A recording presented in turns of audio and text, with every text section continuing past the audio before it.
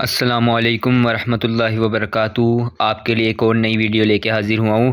آج کا جو ہمارا ٹاپک ہے وہ ہے سکتہ کا۔ سکتے کے بارے میں آج ہمارا ٹاپک ہے۔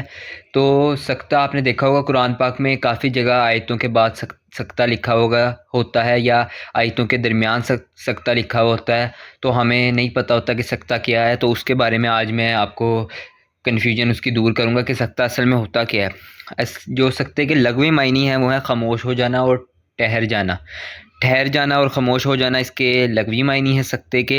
اور سکتے کے اصطلاحی جو معنی ہیں وہ ہے کلمے کے آخری حرف پر سانس توڑے بغیر وقف کرنا۔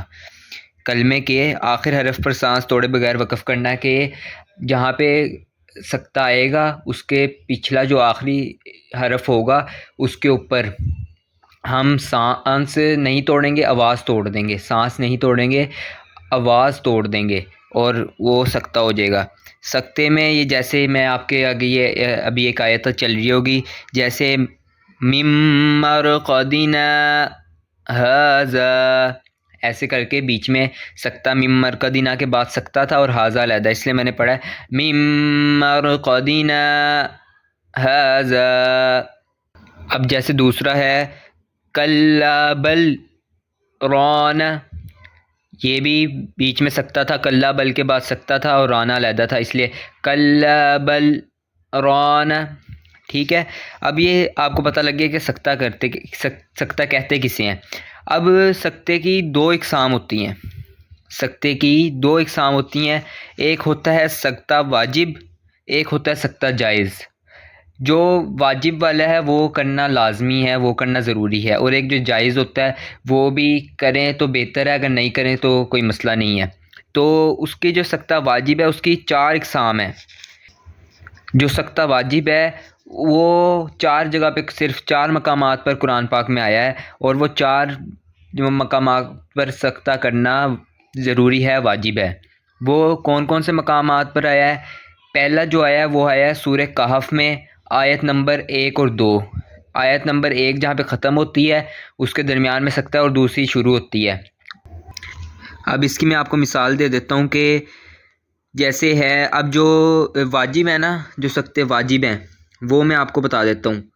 وہ سکتے کی آپ کو اگزامپل میں دے دیتا ہوں۔ وہ پہلا ہے جو سورہ کہف والا ہے، وہ ہے یجعل لہ عوجا قیما لینذر باسا شدیدا۔ ٹھیک ہے، یہ یجعل لہ عوجا کے بعد جو ہے وہ سکتہ ہے، اس لیے ہم نے ادھر سکتہ کیا ہے، سانس جاری رکھا ہے لیکن آواز ہم نے توڑ دی ہے۔ اس کے بعد ہے وقیل من راق، اس میں بھی ہم نے سانس جاری رکھا ہے اور آواز بیچ میں توڑ دی ہے۔ یہ واجب والے سکتے ہیں۔ اور ایک ہے کلا بل ران، کلا بل ران۔ ٹھیک ہے، اب آپ کو یہ سمجھ آ گئی ہے۔ اب جو سکتہ جائز ہے نا، سکتہ واجب کے 4 مقامات کے علاوہ باقی تمام مقامات پر سکتہ جائز ہوگا۔